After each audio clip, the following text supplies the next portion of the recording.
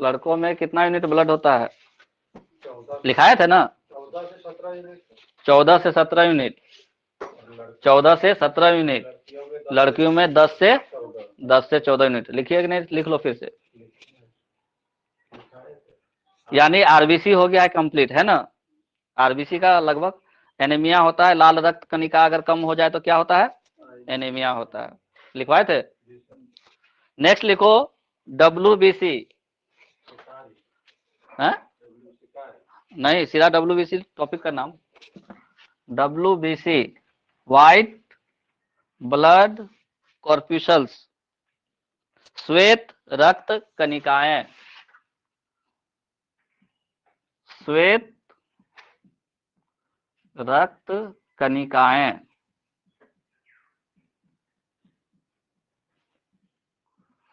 White blood कॉर्प्यूसल्स।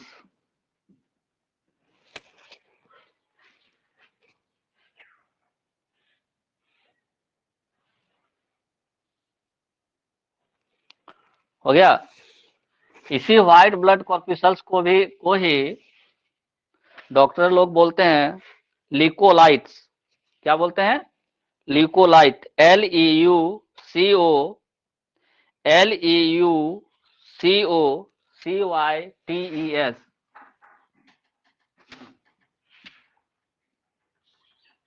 ल्यूकोलाइट्स। LEUCOLEUCOCITS।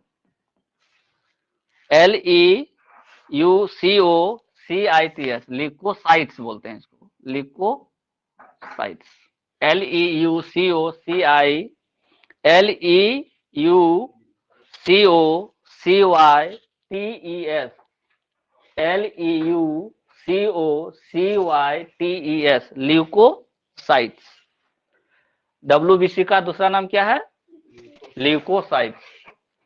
WBC का दूसरा नाम क्या है? ल्यूकोसाइट। और ये ल्यूकोसाइट से तो ल्यूकेमिया नाम का एक बीमारी होता है। ल्यूकेमिया नाम का एक बीमारी होता है, तो किस कमी से होगा? आरबीसी के कमी से होगा। ठीक है, वो लिखवाएंगे अभी। जब आरबीसी की बात कर रहे थे तो आरबीसी में क्या बताए थे? पहला पॉइंट कि कैसा होता है उसका आकृति? चपटी गोल। पूरा गोल नहीं होता है, गोल है, उसको थोड़ा चपेट देना। तो उसी तरह से आरबीसी का भी कुछ कुछ होगा स्ट्रक्चर। लिखो आरबीसी, सॉरी, हाँ डब्ल्यूबीसी। डब्ल्यूबीसी आकार में, डब्ल्यूबीसी आकार में आरबीसी से बड़ी होती हैं। डब्ल्यूबीसी आकार में आरबीसी से बड़ी होती हैं।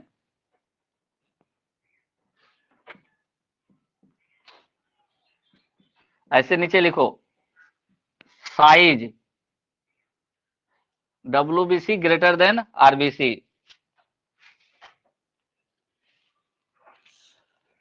साइज यानी आकार डब्ल्यूबीसी का ज्यादा होता है किससे? आरबीसी के। आरबीसी से लिख लिए। डब्ल्यूबीसी आकार में आरबीसी से बड़ी होती हैं, परंतु परंतु संख्या में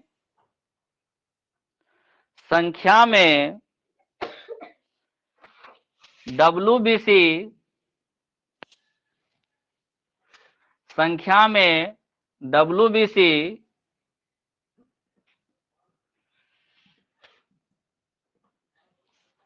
आरबीसी से कम होता है,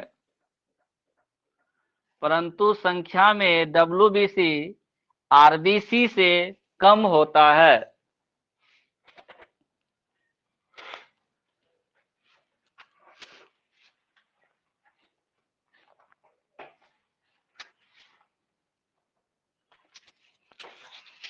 आरबीसी क्या बताए थे? करोड़ों में, मिलियंस में। डब्ल्यूबीसी किस में बताए थे? हजारों में। तो हजार छोटा कि करोड़ छोटा? हजार छोटा। ठीक है। संख्या में अगर बात करेंगे तो डब्ल्यूबीसी तो बहुत कम है, ठीक है, बहुत कम है। लेकिन जब साइज की बात करेंगे तो डब्ल्यूबीसी आरबीसी से बहुत बड़ा है। साइज में आरबीसी बड़ा है कि डब्ल्यूबीसी? साइज में आरबीसी बड़ा है कि डब्ल्यूबीसी? प्रीति, जूली, साइज में आरबीसी बड़ा है कि डब्ल्यूबीसी? टिंकू बोलो, क्या कौन सा बड़ा है? साइज में कौन बड़ा है? डब्ल्यूबीसी बड़ा है। और संख्या में अधिक कौन है? संख्या में अधिक कौन है? आरबीसी। नेक्स्ट पॉइंट लिखो, आरबीसी 1 घन मिलीमीटर में, आरबीसी नहीं डब्ल्यूबीसी, डब्ल्यूबीसी 1 घन मिलीमीटर में, डब्ल्यूबीसी 1 घन मिलीमीटर में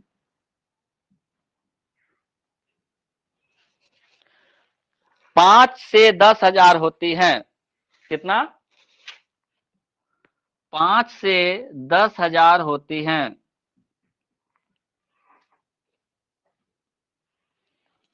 डब्ल्यूबीसी 1 घन मिलीमीटर, 1 घन मिलीमीटर कौन चीज का? पानी का?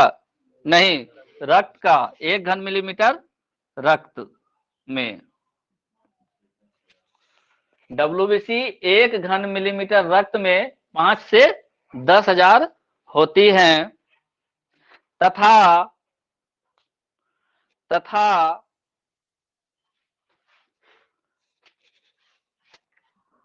आरबीसी इज टू डब्ल्यूबीसी अनुपात,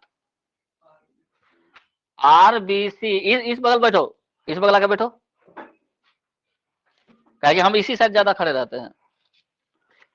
तथा RBC is to WBC, WBC का अनुपात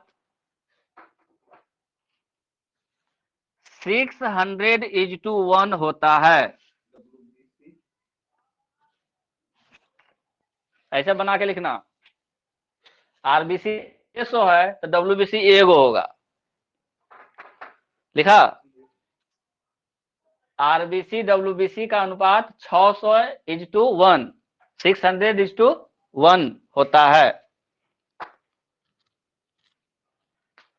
आरबीसी अगर 600 है तो डब्ल्यूबीसी कितना? 1। और ये रेशियो बहुत बार क्वेश्चन में आ चुका है। 600:1 क्वेश्चन बहुत बार आ चुका है। अब हम लोग पढ़ क्या रहे हैं? डब्ल्यूबीसी, यानी व्हाइट। ये व्हाइट रंग किस वजह से होता है रक्त का? लिखो, डब्ल्यूबीसी का सफेद रंग, डब्ल्यूबीसी का सफेद रंग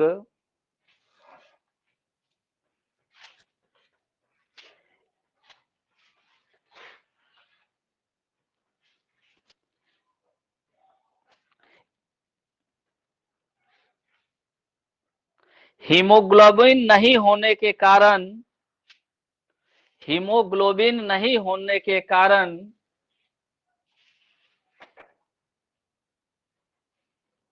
होता है। जो अभी स्ट्रक्चर पढ़ाएंगे ना, इसमें हीमोग्लोबिन नहीं होता, इसलिए ये रंग सादा होता है। हीमोग्लोबिन नहीं होने के कारण होता है। तथा तथा इसमें नाभिक पाया जाता है, इसमें नाभिक पाया जाता है, न्यूक्लियस, इसमें नाभिक पाया जाता है।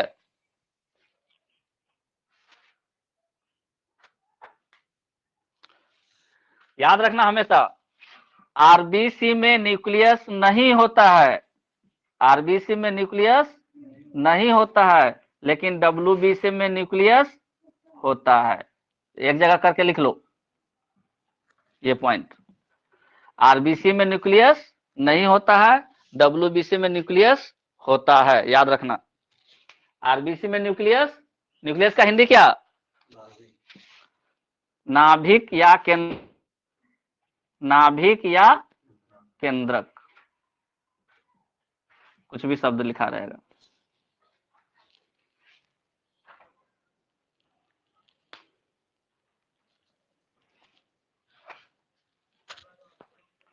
लिख लिए। नेक्स्ट पॉइंट,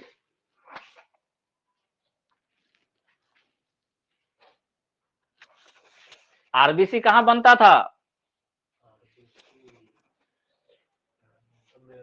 बोन मेरो, अस्थि मज्जा में बनता था। तो डब्ल्यूबीसी कहां बनेगा? ऑब्वियस सी बात है, खून जहां बन रहा है तो वहां ये भी बनेगा। लिखो, श्वेत रक्त कणिकाएं, श्वेत रक्त कणिकाएं अस्थि मज्जा में बनती हैं। श्वेत रक्त कणिकाएं अस्थि मज्जा तथा, एक और लिख लो, अस्थि मज्जा तथा लिम्फ में बनती हैं। नोड, अस्थि मज्जा तथा लिम्फ नोड में बनती हैं या निर्माण होता है, कुछ भी शब्द लिखा सकता है इसके साथ। अस्थि तथा लिम्फ नोड में बनती हैं। आरबीसी का जीवन काल कितना था? 120 दिन। नेक्स्ट पॉइंट लिखो, डब्ल्यूबीसी का जीवन काल, डब्ल्यूबीसी का जीवन काल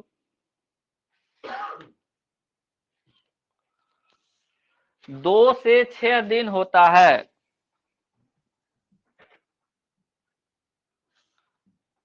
डब्ल्यूबीसी का जीवन काल 2 से 6 दिन होता है।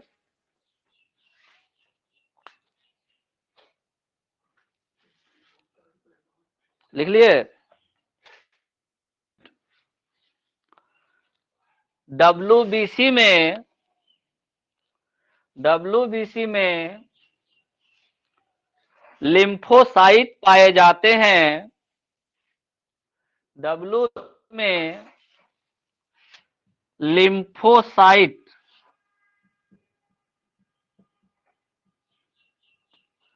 पाए जाते हैं जो प्रतिरक्षी का निर्माण करते हैं। जो प्रतिरक्षी, इंग्लिश में इसी को बोलते हैं एंटीबॉडीज। एंटीबॉडीज जो प्रतिरक्षी का निर्माण करते हैं। हाँ, एंटीबॉडी लिख लिए।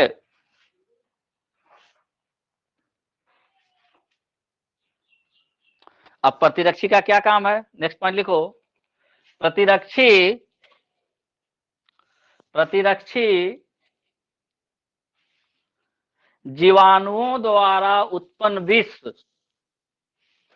प्रतिरक्षी जीवाणुओं द्वारा उत्पन्न विष,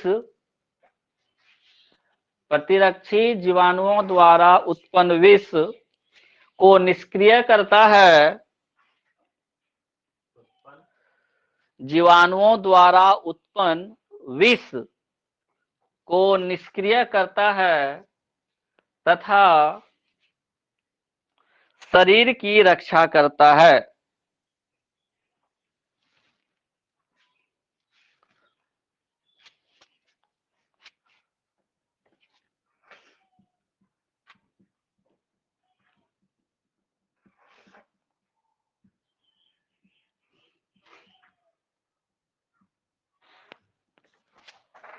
जीवाणु द्वारा उत्पन्न विष को क्या करता है?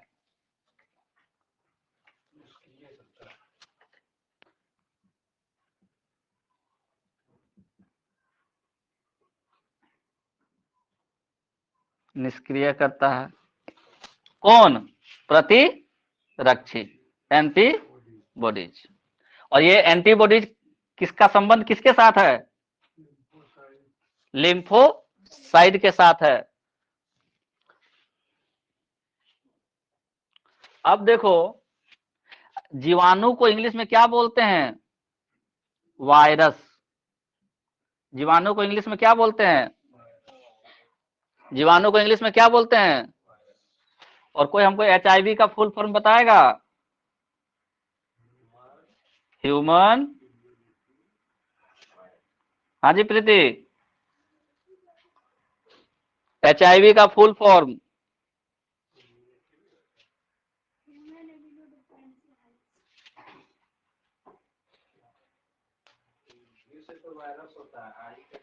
भी से वायरस होता है, बहुत बढ़िया। आई से क्या होता है? तुम लोगों को एक दिन लिखा चुके हैं, एड्स का भी, HIV का भी, कल हम सुनेंगे। तो एग्जाम है, कल टेस्ट है, पक्का को क्वेश्चन डाल देंगे इसी से, ठीक है?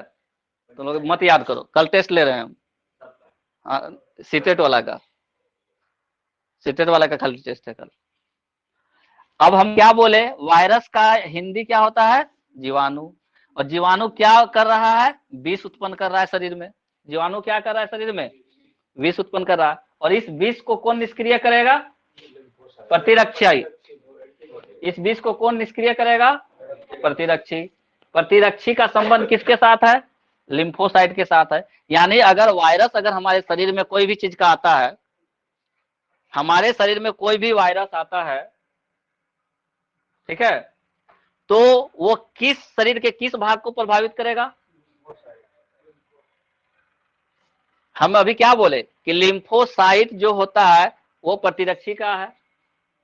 आरबी WBC में लिम्फोसाइट है, लिम्फोसाइट है। ये लिम्फोसाइट क्या बना रहा है? प्रतिरक्षी। प्रतिरक्षी क्या काम कर रहा है? जीवाणु से जो भी विष उत्पन्न होता है उसको निष्क्रिय करता है। अब जब निष्क्रिय करने वाला कौन है? एंटीबॉडी। एंटीबॉडी। और कोई वायरस शरीर में चला गया, जैसे कि HIV वायरस, मान लेते हैं कि HIV वायरस शरीर में किसी वजह से चला गया, किसी माध्यम से चला गया, तो ये क्या करेगा? लिम्फोसाइट को प्रभावित करेगा। किसको प्रभावित करेगा? लिम्फोसाइट को। अगर लिम्फोसाइट प्रभावित हो गया तो तुम्हारा एंटीबॉडी नहीं बनेगा। क्या नहीं बनेगा? अगर एंटीबॉडी नहीं बना तो तुम्हारा विष जो बन रहा है शरीर में जीवाणु के कारण, वो निष्क्रिय नहीं होगा। अगर वो निष्क्रिय नहीं होगा तो तुम्हारा शरीर को क्या कर देगा? खा पका के पार कर देगा, है ना? शरीर को खत्म कर देगा। इसलिए HIV जो है बहुत ही खतरनाक बीमारी है, ठीक है? ये वायरस शरीर में अगर किसी माध्यम से पहुंच गया तो सबसे पहले किसको खत्म कर देता है? लिम्फोसाइट को। और जैसे ही लिम्फोसाइट खत्म हो गया तो तुम्हारा प्रतिरक्षी जो है एंटीबॉडी बनना बंद हो गया। और एंटीबॉडी बनना बंद हो गया तो बाकी और भी जो जीवाणु है शरीर में, उसका भी विष तुम्हारा शरीर में रह जाएगा। तो एक बीमारी से कई सारी बीमारियां हो सकती है। समझ में आ गया?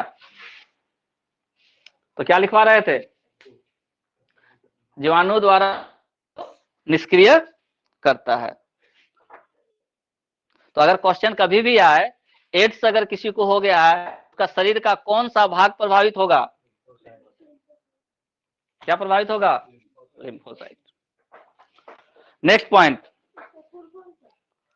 फुल फॉर्म लिखा चुके हैं? नहीं लिखवाएंगे, कल लिखवाएंगे। इसका फुल फॉर्म ना कल लिखवाएंगे, अभी लिखाए नहीं करेंगे तो लोगों को याद ही नहीं रहता है। देख लिया तुम, पिटबो करेंगे। नेक्स्ट लिखो, लिम्फोसाइट की कुल संख्या, लिम्फोसाइट की कुल संख्या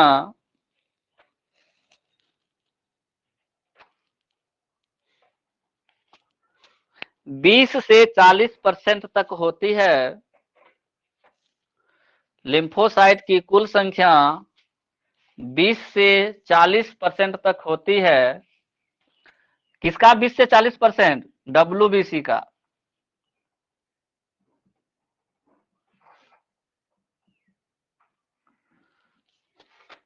लिम्फोसाइट की कुल संख्या 20 से 40% तक होती है। ब्रैकेट में क्या लिखना है? WBC का, WBC का।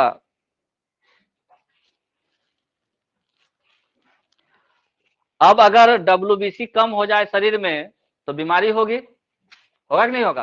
देखो WBC की कमी से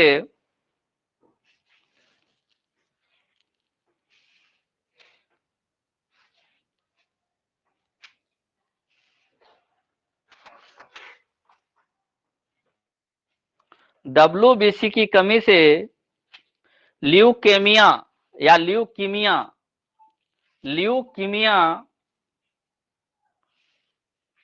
नामक बीमारी होती है।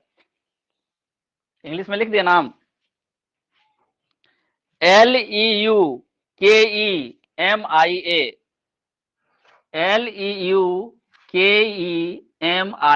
LEUKEMIA, ल्यूकीमिया नामक बीमारी होती है, जिसे रक्त कैंसर,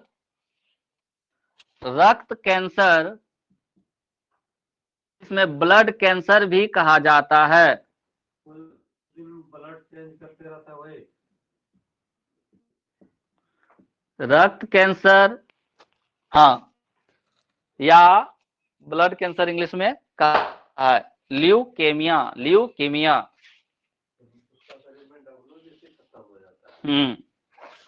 और WBC खत्म हो गया तो प्रतिरोधी बनेगा, एंटीबॉडी बनेगा? नहीं बनेगा। एंटीबॉडी नहीं बनेगा तो जो भी वायरस है शरीर के अंदर में, वो वायरस से जो विष बन रहा है वो विष निष्क्रिय नहीं, तो और भी कई तरह की बीमारियां होने लगती है। और कहीं HIV वायरस अगर हो गया तो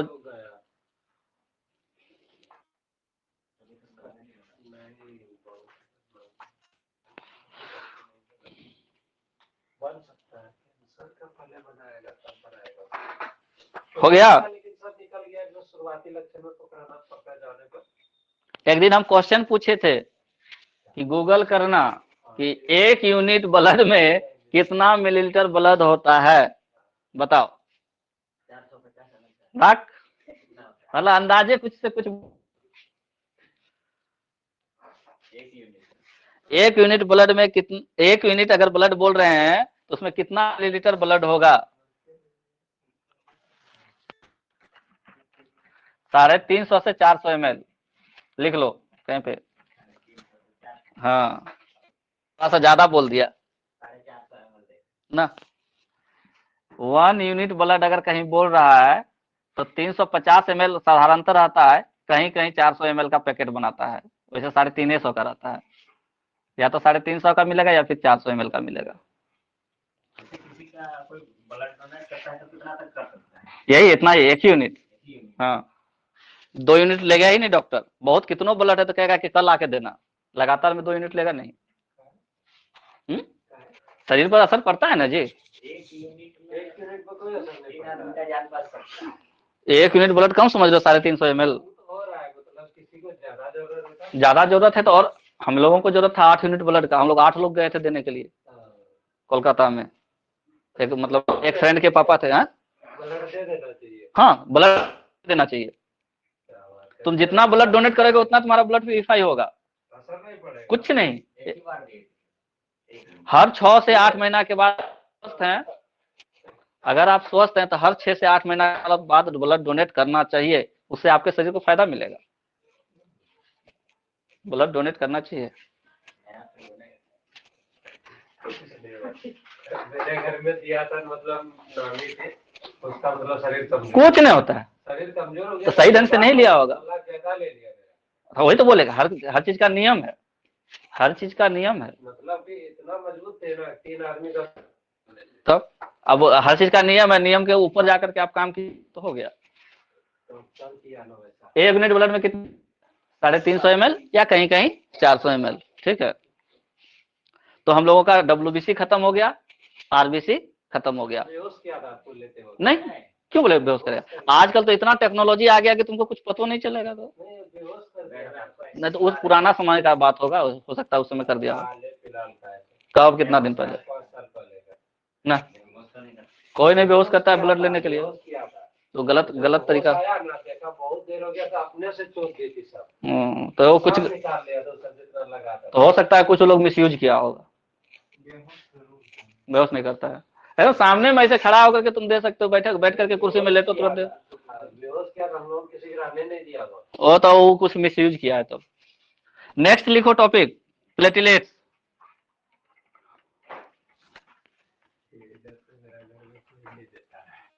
नहीं तो आजकल तो कैमरा के सामने, सीसीटीवी कैमरा के सामने लोग लेता है। अब ब्लड डोनेट करने के लिए कहीं कुछ नहीं है, सब लोग कैंप लगा करके करवाता है बाहर स्कूल में। मेरे घर में यही डर से नहीं देता है कोई। नहीं, ऐसा नहीं करना। अब एक बार कोई आदमी गलत कर दिया है तो ये थोड़ी है कि सब दिन गलत होगा। नेक्स्ट लिखो प्लेटिलेट्स, ब्लड डोनेट करना चाहिए तुरंत खत्म नहीं होता है। ना, वो तुरंत हो जाता है तो। नहीं नहीं, डर खच्चर हाँ, डर चढ़ गया तो फिर तो दिक्कत वाली बात है। और किसी के साथ जब दुर्घटना हो जाती है ना, तो फिर जेन्युइन लोग भी नहीं मिल पाता है। क्या क्या बोले अब लिखने के लिए? प्लेटिलेट्स।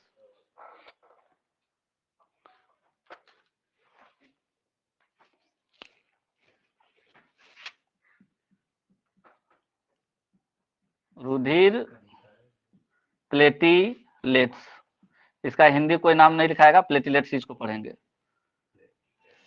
Blood platelets.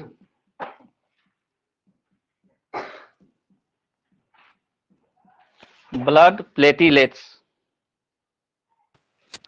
प्लेटिलेट्स।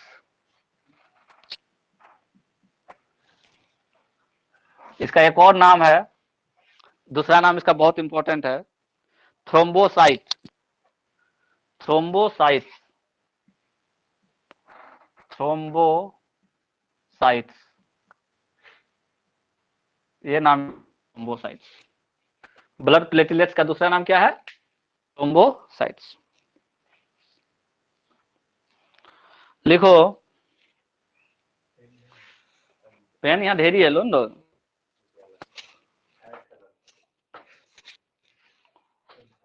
लिखो रुधिर प्लेटिलेट्स,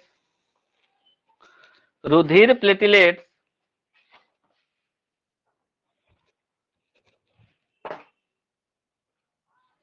केवल स्तनधारी जीवों में पाया जाता है।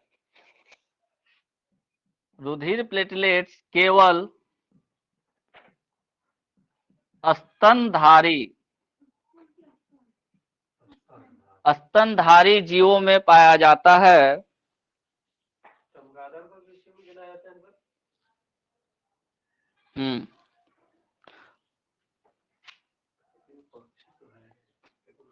स्तनधारी जीव को इंग्लिश में क्या बोलते हैं? ममल्स।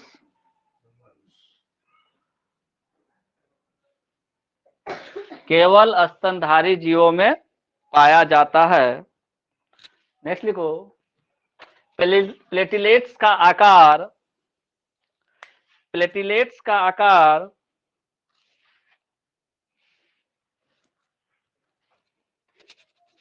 0.002 मिलीमीटर से 0.004 मिलीमीटर तक होता है।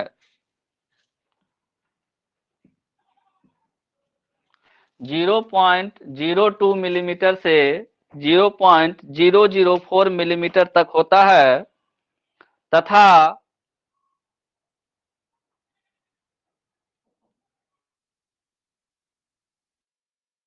इसकी संख्या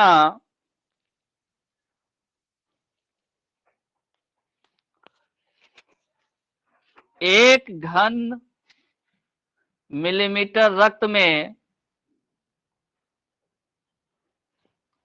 1 घन मिलीमीटर रक्त में 1.5 लाख से 4 लाख तक होती है।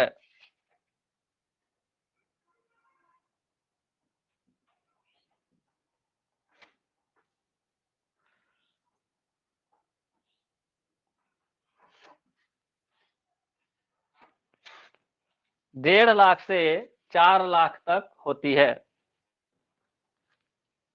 देख लिए? देखो, रुधिर प्लेटलेट्स में केंद्रक नहीं पाया जाता है।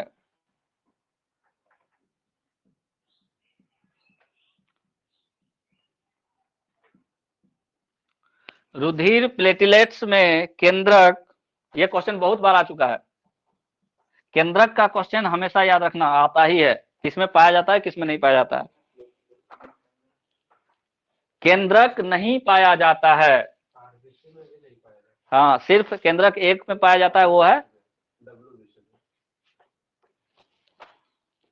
उल्टा बोल रहे हो नहीं तुम, कि सही बोल रहे हो? आरबीसी में केंद्रक मिलता है कि नहीं मिलता है? डब्ल्यूबीसी में मिलता है कि नहीं मिलता है? आरबीसी में, आरबीसी में भी केंद्रक नहीं होता है, प्लेटिलेट्स में भी केंद्रक नहीं होता है, सिर्फ ओनली डब्ल्यूबीसी में केंद्रक होता है।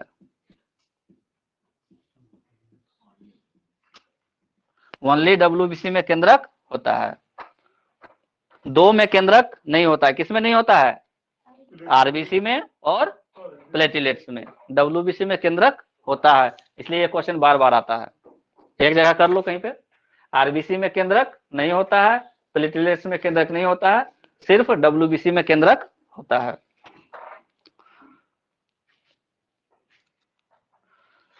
अब अगर पूछे कि प्लेटिलेट्स बनता कहाँ है, तो जहां खून बनता है वहीं प्लेटिलेट्स बनेगा।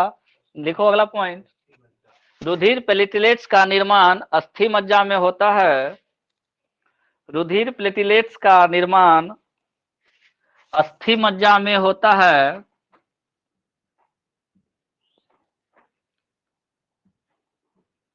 रुधिर प्लेटिलेट्स का निर्माण अस्थि मज्जा में होता है तथा कितना दिन है इसका?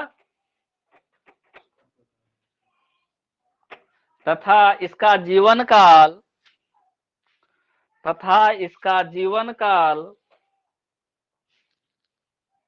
2 से 4 दिन का होता है।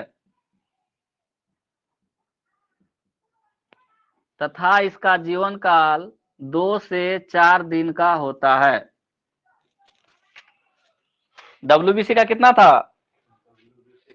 2 से 6, प्लेटलेट्स का 2 से 4 और आरबीसी का 120 दिन। सप्ताह में पूछे तो कन्वर्ट कर लेना, ठीक है?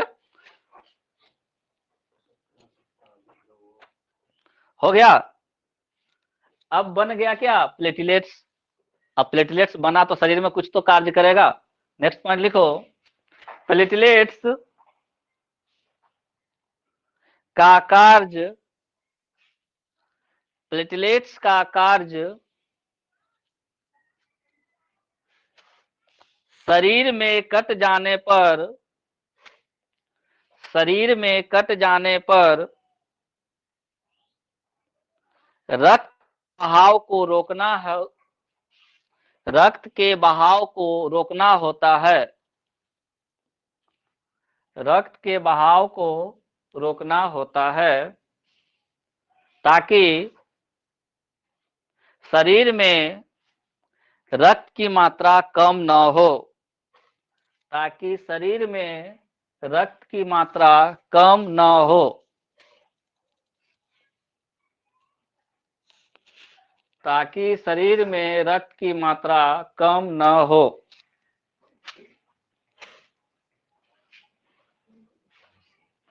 ठीक है। अब कितना दिन है इसका लाइफ? 2 से 4 दिन। तो 4 दिन के बाद तो मरिए जाएगा। जितना भी निर्माण हुआ इसको मरना है, डेड होना है। तो डेड होके रहेगा कहां? शरीर के किस पार्ट में? लिखो, प्लेटलेट्स, प्लेटलेट्स की मृत्यु, प्लेटलेट्स की मृत्यु प्लीहा में होती है। प्लीहा शरीर का एक अंग है। प्लेटलेट्स की मृत्यु प्लीहा में होती है।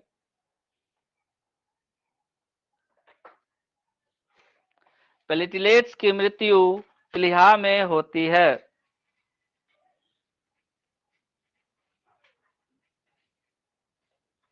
लिख लिए?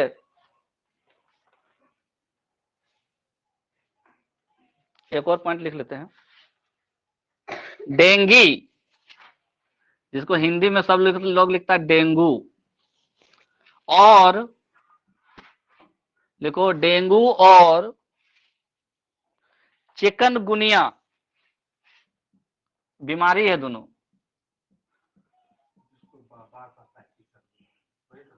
पता नहीं क्या बोलता है तुम लोग देहाती भाषा। डेंगू और चिकनगुनिया, पता नहीं हमको। डेंगू और चिकनगुनिया हो जाने पर, डेंगू और चिकनगुनिया हो जाने पर प्लेटलेट्स की मात्रा में बहुत तेजी से गिरावट होता है। प्लेटलेट्स की मात्रा में बहुत तेजी से गिरावट होता है।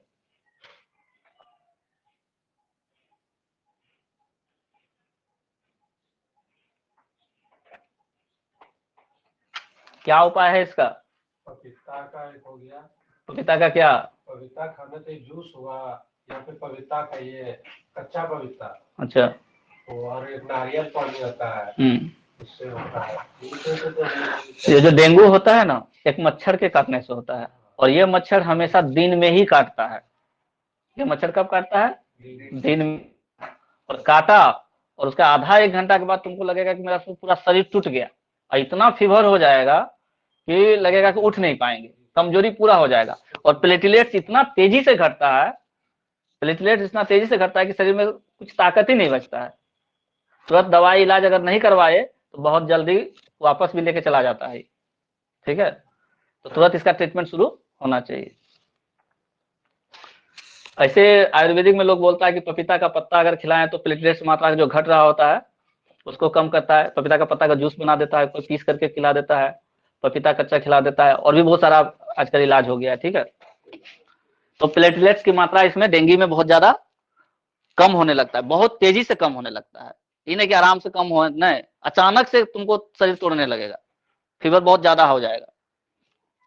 तो ये हो गया प्लेटलेट्स का बात। ठीक है, अब कुछ और मुख्य पॉइंट लिखेंगे, उसके बाद ये चैप्टर खत्म। मतलब कितना कितना होता है मतलब सामान्य कितना प्लेटलेट्स होता है? अभी तो लिखा है 1.5 लाख से 4 लाख। कहाँ हो तुम? 1 घन मिलीमीटर ब्लड में कितना है? 1.5 लाख से 4 लाख नहीं लिखवाए? तब फिर कुछ नहीं छूटेगा। प्लेटलेट्स का बात कर लिए। अब हम लोग जब डिवाइड किए थे रक्त को, तो इसको कितना भाग में बांटे थे? रक्त को जब डिवाइड किए थे तो कितना भाग में बांटे थे? 2 भाग में। कौन कौन सा? नहीं, रक्त को 2 भाग में बांटे थे। कौन कौन सा? देखो तुम एक बार देख के बोलो। एक लिखाए थे प्लाज्मा और एक लिखाए थे रुधिराणु। ऐसे लिखवाए थे ना। इस रुधिराणु को हम लोग 3 भाग में बांटे थे, याद करो। आरबीसी, डब्ल्यूबीसी और प्लेटलेट्स, ऐसे डिवाइड किए थे। ठीक, तो हम लोगों ने रुधिराणु में आरबीसी भी पढ़ लिए, डब्ल्यूबीसी भी पढ़ लिए और प्लेटलेट्स भी पढ़ लिए। लेकिन रक्त जो है, ब्लड, उसमें सिर्फ रुधिराणु नहीं है। इसमें सिर्फ रुधिराणु नहीं है, इसमें क्या है? एक प्लाज्मा। और प्लाज्मा कितना परसेंट? प्लाज्मा कितना परसेंट? 55%। 45% वाला पढ़ लिए, अब 55% वाला छोड़ दें? बोलो, छोड़ देते हैं।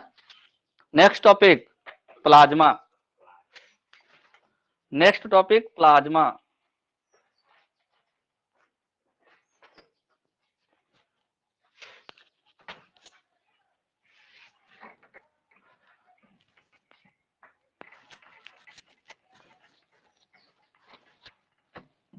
प्लाज्मा से ज्यादा क्वेश्चन नहीं आता, लेकिन फिर भी हम लोग थोड़ा बहुत जानकारी रखेंगे कि कहीं खुदा ना खास्ता दे दिया।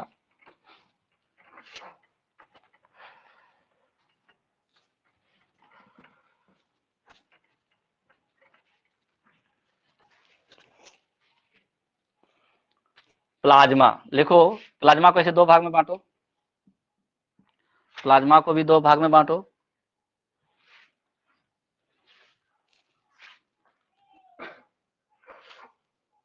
तीन भाग में मार देते हैं। 3 भाग में बांट देते हैं। पानी, पहला पानी, लिख लिया। दूसरा प्रोटीन, दूसरा प्रोटीन, और तीसरा है अन्य पदार्थ, तीसरा में अन्य पदार्थ।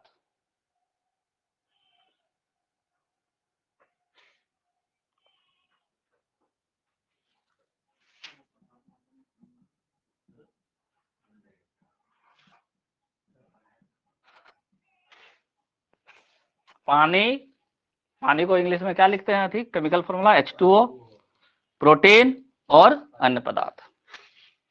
पानी कितना परसेंट? 90। पानी को 90%, प्रोटीन 10 नहीं करो इसको, 9 करते हैं इसको। प्रोटीन 9% और अन्य पदार्थ 1%। 100% पूरा हो गया। पानी के बारे में कुछ ज्यादा पढ़ना नहीं है, हम लोग प्रोटीन के बारे में पढ़ेंगे। अब पहले बताओ कि पानी का क्या जरूरत है शरीर में?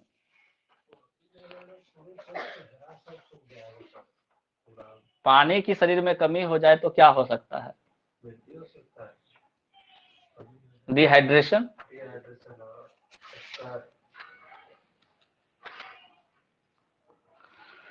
देखो, शरीर गर्म है, शरीर का सब अंग काम कर रहा है, मशीन अगर काम करता है तो गर्म होता ही होता है। अब इस गर्मी को, टेम्परेचर को मेंटेन करना है, ठीक है, रेगुलेट करना है। रेगुलेटर क्यों लगाते हैं? रेगुलेट करने के लिए, कम हो तब भी उसको रेगुलेट करे, ज्यादा हो तब भी उसको रेगुलेट करे। तो पानी जो है रेगुलेटर की तरह कार्य करता है हमारे शरीर में। स्टेबलाइजर, स्टेबलाइजर की तरह कार्य करता है। कैसा? स्टेबलाइजर, स्टेबल करता है। पहला पॉइंट, यानी जो आपका तापमान है उसका नियंत्रण करता है। तापमान नियंत्रण करता है, शरीर के ताप को क्या करता है? नियंत्रित करता है। और कुछ करता है? अगर पानी ना हो तो हमारा जो टिश्यू बन रहा है शरीर में, उत्तक, वो बनेगा नहीं, ब्लड बनेगा नहीं, क्योंकि ब्लड से ही तो, ब्लड जो है पानी से ही तो बन रहा है। पानी में बहुत सारा चीज मिल करके ब्लड बन रहा है। तो पानी ब्लड का एक हिस्सा है, पानी है कि नहीं है? रक्त का ही एक हिस्सा है पानी। तो अगर पानी नहीं रहेगा तो रक्त भी नहीं बनेगा, ठीक है। तो ब्लड के लिए भी पानी चाहिए। तो जब प्लाज्मा की बात करते हैं तो इसमें पानी कितना परसेंट है? 90%। प्रोटीन कितना परसेंट है? 9%। और अन्य पदार्थ कितना परसेंट है? 1%। तो हम लोगों को क्या पढ़ना है? प्रोटीन के बारे में। नेक्स्ट लिखो प्रोटीन्स, चाहे थोड़ा सा लिख लो पानी का, पानी के बारे में लिखो, 1 नंबर देके लिखो पानी। लिखो प्लाज्मा में, प्लाज्मा में 90% पानी होता है। प्लाज्मा में 90% पानी होता है, जो जो सर्व विलायक के रूप में, सर्व विलायक के रूप में कार्य करता है। नहीं सोचे थे लिखाने के लिए, लेकिन अब लिखा दे रहे। जो सर्व विलायक के रूप में कार्य करता है तथा शरीर के तापमान को नियंत्रित करता है, तथा शरीर के तापमान को नियंत्रित करता है।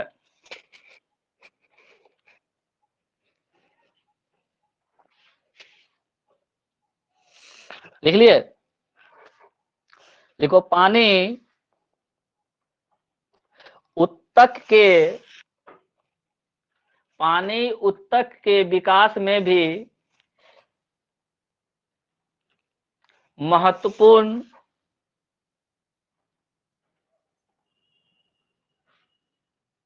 पानी उत्तक के विकास में भी महत्वपूर्ण रोल अदा करता है।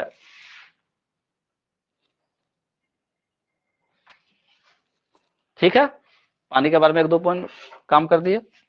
नेक्स्ट लिखो प्रोटीन, दूसरा नंबर प्रोटीन। लिखो प्लाज्मा में, प्लाज्मा में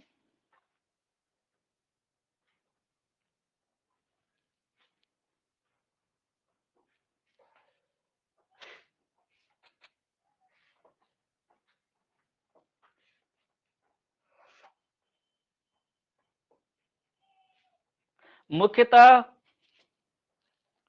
प्लाज्मा में मुख्यतः 5 प्रकार के प्रोटीन पाए जाते हैं। प्लाज्मा में मुख्यतः 5 प्रकार के प्रोटीन पाए जाते हैं।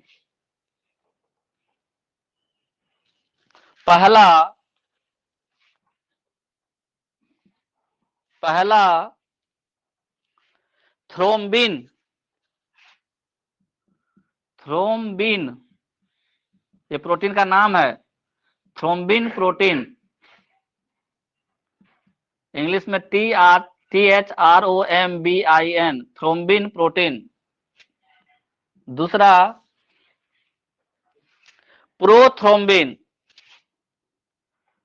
Prothrombin protein. Prothrombin protein. तीसरा fibrin. Fibrin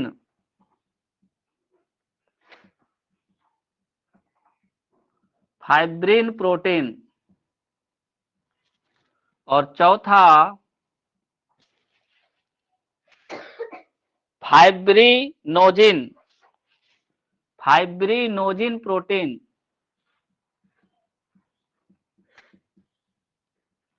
fibrinogen protein.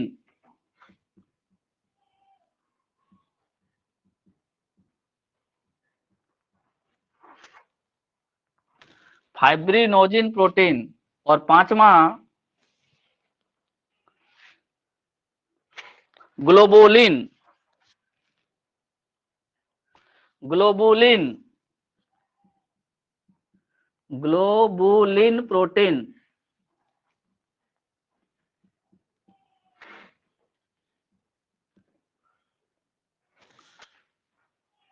Globulin protein.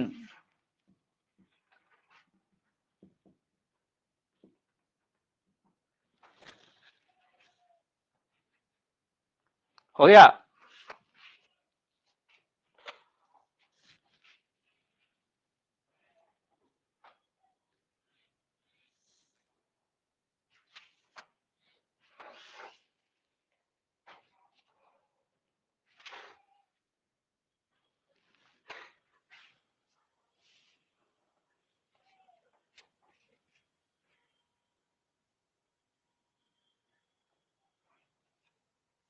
लिख लिए। अब एक भाग क्या बचा अन्य में? इस एक भाग प्रतिशत भाग में ग्लूकोज हो सकता है, मिनरल्स हो सकता है, ग्लूकोज हो सकता है, मिनरल्स हो सकता है। ठीक है, यानी जो ऊर्जा का जो स्रोत है शरीर को, वो यहाँ 1% में हम लोग रख सकते हैं, ग्लूकोज और मिनरल्स को।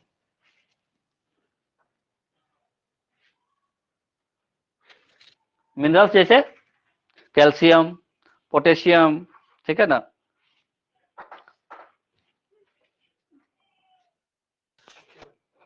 नहीं, अब हमने जब रक्त को बांटा दो भाग में, तो एक था कौन सा पार्ट? रुधिराणु, और एक था प्लाज्मा। अगर इस प्लाज्मा में 90% क्या है? पानी है, यानी इसको हम लोग कह सकते हैं कि यह जलीय भाग है। जलीय, रुधिर का जलीय भाग। रुधिर जलीय भाग को हम लोग क्या बोल रहे हैं? प्लाज्मा। क्योंकि ये सब तो प्लाज्मा में प्रोटीन और अन्य पदार्थ तो बहुत कम है, सिर्फ 90% क्या है, तो हम इसको क्या बोल सकते हैं? ये पानी है। प्लाज्मा क्या है? पानी है। यानी जल का, रक्त का जो जलीय भाग है उसको हम लोग पानी कहते हैं। नोट करके लिखो, रक्त का जलीय भाग प्लाज्मा कहलाता है। रक्त का जलीय भाग प्लाज्मा कहलाता है।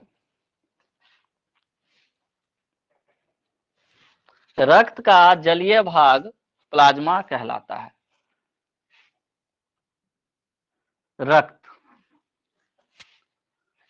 एक बार बोर्ड देखना, ये है रक्त, ठीक। और रक्त में से क्या निकाल दें तो वो प्लाज्मा बन जाएगा। ये रक्त में दो चीज है, प्लाज्मा और रुधिराणु। प्लाज्मा और रुधिराणु। तो अगर रक्त में से हम रुधिराणु निकाल दें, रुधिराणु निकाल दें, ये क्वेश्चन आया हुआ इसलिए बता रहे हैं। रक्त में से क्या निकाल दें, माइनस कर दें रुधिराणु, तो क्या बन जाएगा वो, प्लाज्मा। और रुधिराणु किसको बोलते हैं, रुधिराणु किसको बोलते हैं, आरबीसी, डब्ल्यूबीसी और प्लेटलेट्स। यानी यहाँ पे आरबीसी, डब्ल्यूबीसी, प्लेटलेट्स। अगर आरबीसी, डब्ल्यूबीसी और प्लेटलेट्स निकाल दें तो वो हो जाएगा प्लाज्मा। नहीं, वो क्या हो जाएगा, प्लाज्मा। इसको एक जगह लिख लो। रक्त में से क्या बाहर निकालना है,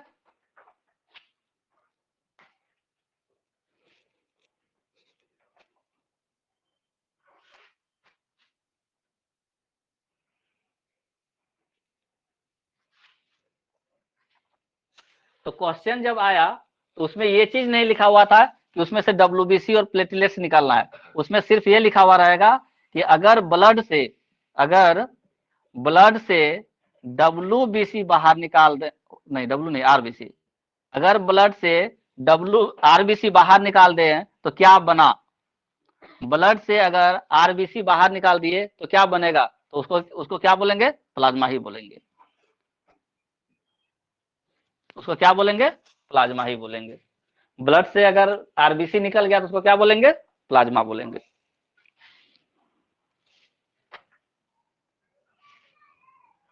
क्यों सिर्फ आरबीसी के बारे में बात की है, क्यों, क्योंकि हम जानते हैं कि आरबीसी में केंद्रक नहीं होता है, आरबीसी में केंद्रक नहीं होता है। इसी वजह से सिर्फ अगर डायरेक्ट ऐसा लिखे कि blood minus RBC equal to plasma तो वो स्टेटमेंट सही होगा। हालांकि होना चाहिए आरबीसी भी, डब्ल्यूबीसी और प्लेटलेट्स भी, लेकिन चूंकि डब्ल्यूबीसी और प्लेटलेट्स में क्या होता है, केंद्रक होता है, उसमें क्या होता है, केंद्रक होता है, और आरबीसी में केंद्रक नहीं होता है, इसलिए ब्लड माइनस आरबीसी को भी हम लोग प्लाज्मा कहेंगे। क्या बोलेंगे उसको, प्लाज्मा बोलेंगे।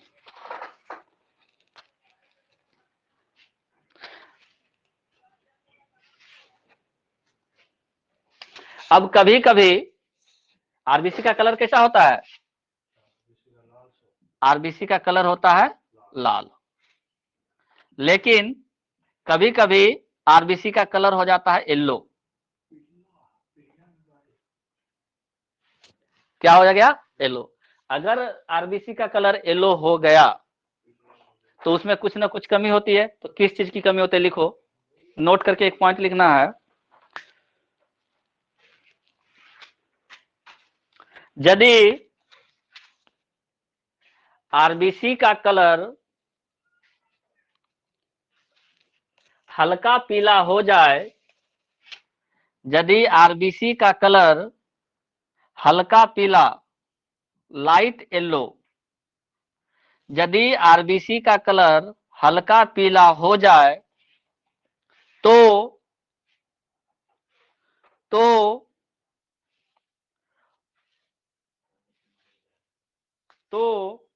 उस व्यक्ति को पीलिया या जॉन्डिस रोग हो जाता है, उस व्यक्ति को पीलिया या जॉन्डिस रोग हो जाता है।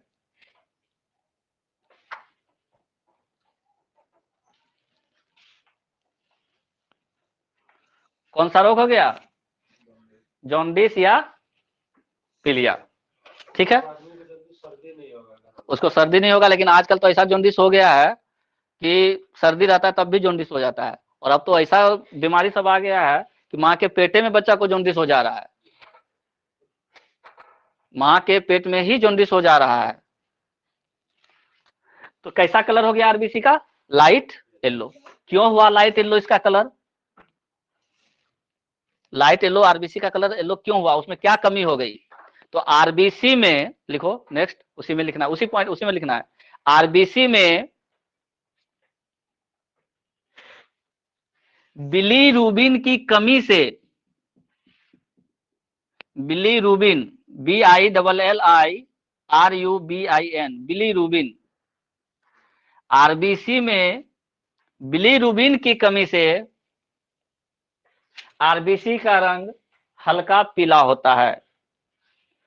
आरबीसी में बिलीरुबिन की कमी से आरबीसी का रंग हल्का पीला होता है। और जब डॉक्टर के पास जाओगे ना, जैसे ही आंख देखा कि पीला पीला हो रहा है, तो टेस्ट लिख देगा कि बिलीरुबिन टेस्ट करवाओ। ठीक है, ब्लड टेस्ट करवाओ और उसमें क्या देखना है, बिलीरुबिन कितना है। Bilirubin, BILLIRUBIN। हो गया?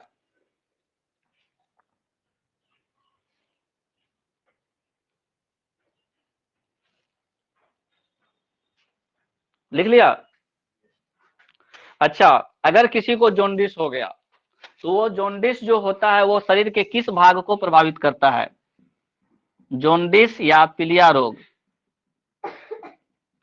किसी को अगर हुआ तो वो शरीर के किस अंग को प्रभावित करेगा? नीचे लिखो। जॉन्डिस या पीलिया रोग होने पर, जॉन्डिस या पीलिया रोग होने पर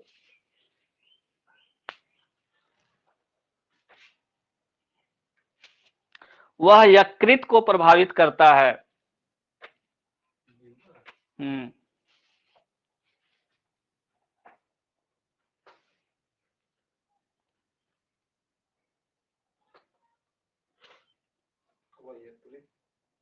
यकृत को प्रभावित करता है। गुर्दा किसको कहता है? गुर्दा दिल को। किसको? दिल को। किडनी। किडनी को।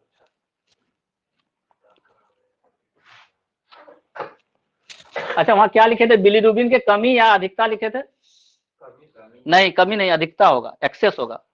बिलीरुबिन जब ज्यादा बनता है तब पीलिया रोग होता है। अधिक करना है, कमी को अधिकता करना है। बिलीरुबिन जब शरीर में ज्यादा होता है तो अब, क्योंकि देखो लाल रंग है, अब लाल रंग को डोमिनेट करना है तो वो ज्यादा होगा तब ना, तो बिलीरुबिन ज्यादा होना चाहिए। बिलीरुबिन क्या होना चाहिए? ज्यादा होना चाहिए। और जैसे ही ज्यादा होगा तो आंख पीला हो गया, पेशाब पीला होने लगेगा, और नाखून जो चेक करोगे तो नाखून में भी पीलापन आ जाता है।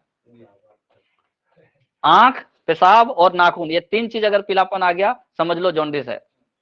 ठीक है, तो वो बिलीरुबिन कम नहीं होता है, वहां अधिकता होता है, उसको सही करो। बिलीरुबिन की क्या होगा? अधिकता होगा, क्योंकि लाल कलर है। क्योंकि कलर कैसा है आरबीसी का? लाल है, और लाल कलर को पीला में कन्वर्ट करना है तो आप उससे डोमिनेंट होंगे तब ना, उससे अधिक होंगे तब ना। किसी चीज को हराने के लिए आप उससे अधिक होंगे कि कम होंगे? अधिक होंगे। तो बिलीरुबिन की अधिकता होनी चाहिए। अब ये बिलीरुबिन जो है वो बनता कहाँ है? तो ये बिलीरुबिन आपका लीवर में ही बनता है। बिलीरुबिन कहाँ बनता है? लीवर में बनता है। और इसी में जो लीवर है उसमें दो पेगमेंट बनता है, उतना जरूरत नहीं है तुम लोगों को। बाइल जूस पढ़ाए थे? बाइल जूस एक बार पढ़ाए थे, बाइल जूस पढ़ाए थे। बाइल जूस का कलर कैसा होता है? हरा होता है। बाइल जूस का कलर कैसा होता है? हरा होता है। वही बिलीरुबिन। ठीक है ना? इतना हो गया? इतना हो गया, ठीक है। अब लिखो,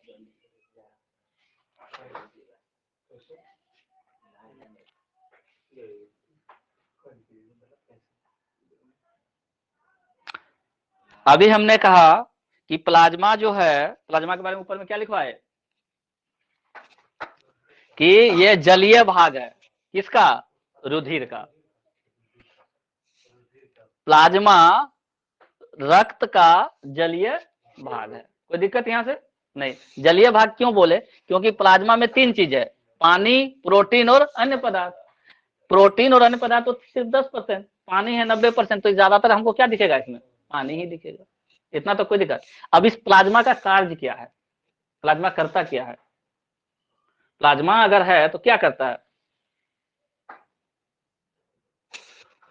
देख भाई, पानी काम कर दिया किस चीज का? टेम्परेचर को नियंत्रण करने का। टेम्परेचर को नियंत्रण करें।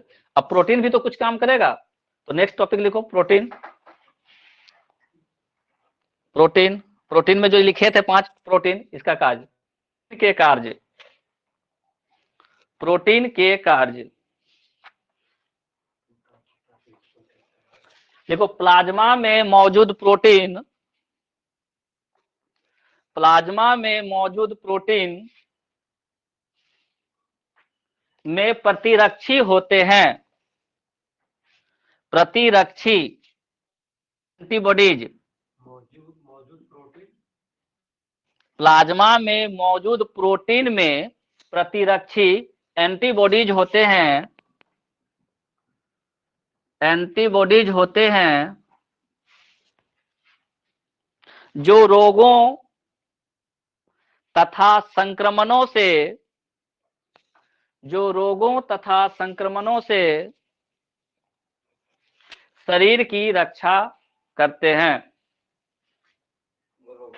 जो रोगों तथा संक्रमणों से शरीर की रक्षा करते हैं।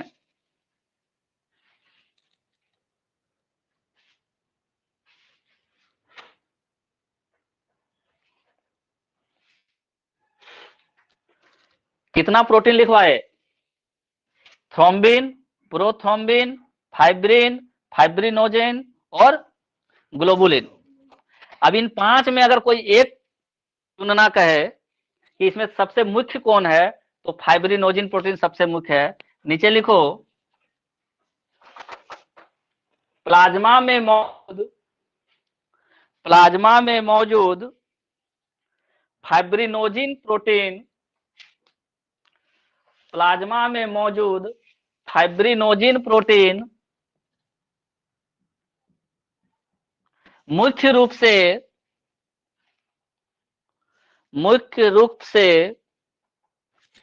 प्लाज्मा में मौजूद फाइब्रिनोजिन प्रोटीन मुख्य रूप से रक्त का थक्का जमाने में मदद करता है, रक्त का थक्का जमाने में मदद करता है।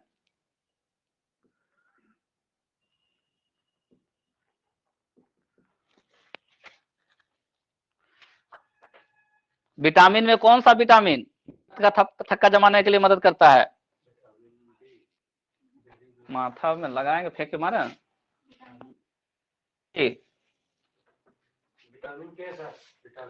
विटामिन में कौन सा विटामिन रक्त का थक्का जमाने में मदद करता है?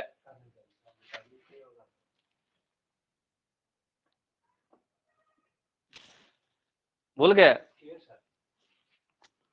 राखी, प्रीति, प्रिया, जूली, आवाज नहीं आ रही, ठीक से बोलो, जोर से बोलो। अच्छा, मेरा आवाज सही से जा रहा है तुम लोगों तक? हाँ। कि कम जा रहा है? प्रीति, मेरा आवाज सही से जा रहा है कि नहीं तुम लोगों तक? मेरा आवाज सही से जा रहा है कि कम जा रहा है? सही से जा रहा है ना? हाँ। विटामिन के रक्त का थक्का जमाने में मदद करता है, कॉपी उलट के देख लो। और प्रोटीन में कौन सा प्रोटीन? तो fibrinogen protein, fibrinogen protein. Fibrinogen protein क्या करता है? रक्त का थक्का जमाने में मदद करता है। तो अगर फाइब्रिनोजिन प्रोटीन है तो रक्त का थक्का आसानी से जम जाता है। क्लियर हुआ? क्लियर कि नहीं? विटामिन पढ़ाए थे कि नहीं पढ़ाए थे? पूरा चार्ट लिखाए होंगे।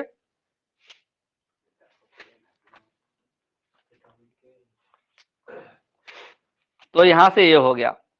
अब हम लोगों ने क्या क्या पढ़ लिया? रक्त के बारे में पढ़ लिया, रुधिराणु के बारे में पढ़ लिया, प्लाज्मा के बारे में पढ़ लिया। अब हमने ये तो बता दिया कि प्रोटीन क्या कर जाए, फाइब्रिनोजिन प्रोटीन क्या कर रहा है, ठीक है। लेकिन अगर डायरेक्ट पूछे कि रक्त का क्या कार्य है शरीर में, तब क्या लिखेंगे? लिखो, रक्त के कार्य, ब्लड का क्या काम है? सबसे पहले तो ऑक्सीजन हर जगह पहुंचाए। और क्या?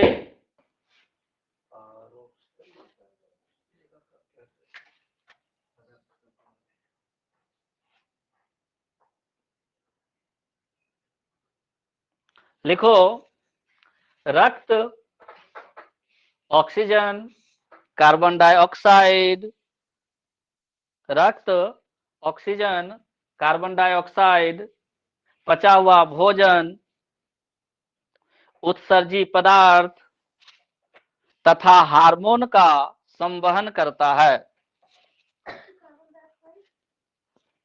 क्या क्या लिखवाया? ऑक्सीजन, कार्बन डाइऑक्साइड, पचा हुआ भोजन, उत्सर्जी पदार्थ हार्मोन का संवहन करता है। संवहन करना मतलब एक जगह से दूसरी जगह पहुंचाना। पहला काम ये हो गया, कार्बन डाइऑक्साइड, पचा हुआ भोजन, ऑक्सीजन, उत्सर्जी पदार्थ और हार्मोन का संवहन करता है। दूसरा काम, शरीर के तापमान को नियंत्रित करता है। शरीर के तापमान को नियंत्रित करता है।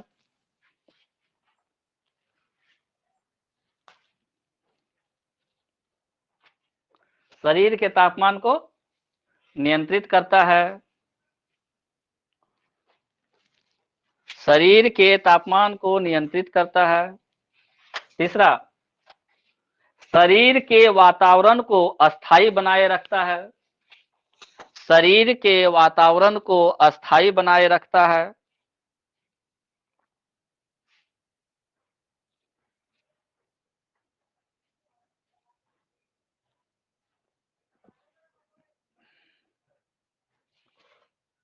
हो गया,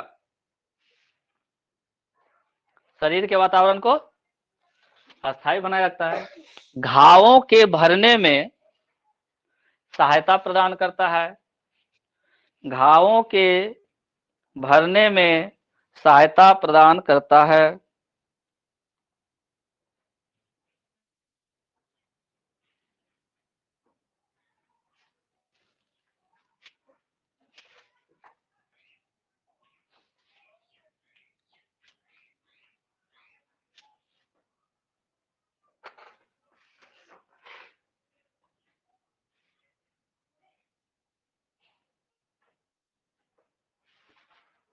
हो गया, ये हो गया इसका कार्य। ब्लड क्लॉटिंग, विटामिन के और फाइब्रिनोजिन। ठीक है, याद रहेगा। अब ज्यादा डीप नहीं जाएंगे इसमें। कल पढ़ेंगे कौन कौन सा ब्लड ग्रुप होता है। ए बी सी होता है ब्लड ग्रुप बुड़बक। ए होता है, बी होता है, ए बी होता है, ओ होता है। क्या क्या होता है? ए होता है, बी होता है, ए बी होता है और ओ होता है। इस चार को फिर आगे बांटेंगे, A plus A minus, B plus B minus, A B plus A B minus, O plus O minus. ठीक है, कल हम लोग ये सब पढ़ेंगे। और इसमें ये भी बताएंगे कल कि लड़का का कौन सा ब्लड ग्रुप ऐसा होता है कि लड़की के साथ उसका शादी नहीं होना चाहिए, और अगर उस ब्लड ग्रुप का दोनों का कॉम्बिनेशन मिल जाता है तो पहला बच्चा तो जीवित रहता है लेकिन दूसरा जाता है। आदमी को पता भी नहीं चलता है कि क्यों मरा, क्योंकि अगर दुल्हा का ब्लड ग्रुप जो है और दुल्हन का जो ब्लड ग्रुप है वो सेम, वो ऐसा कॉम्बिनेशन मिल जाता है कि बच्चा का ब्लड ग्रुप कुछ ऐसा बन जाता है कि वो बच्चा सर्वाइव ही नहीं कर पाता है। वो कल बताएंगे, ट्विस्ट है। पहले भी लोग मरता था, आज भी लोग मरता है जो लोग बिना ब्लड ग्रुप टेस्ट। दो चीज टेस्ट कराना चाहिए शादी से पहले, एक ब्लड ग्रुप और दूसरा HIV, जरूर करवाना चाहिए। हालांकि आजकल अभी भी समाज में ये मान्यता है कि अगर टेस्ट मांगोगे ना तो कहेगा कि हम पे शक कर रहे हो। ठीक है, लेकिन बात शक की नहीं होती है, बात होती है बच्चा की रक्षा की। अगर वैसा कॉम्बिनेशन मिल गया लड़का लड़की का जिसमें बच्चा सर्वाइव नहीं कर पाएगा तो दिक्कत हो जाएगा। कल बता देंगे कि कौन कौन सा ब्लड ग्रुप ऐसा है जिसमें दूल्हा दुल्हन का ब्लड ग्रुप अगर वैसा मिल गया तो फिर पहला बच्चा जीवित रह जाएगा लेकिन दूसरा तीसरा बच्चा जो होगा वो जीवित नहीं रह पाएगा।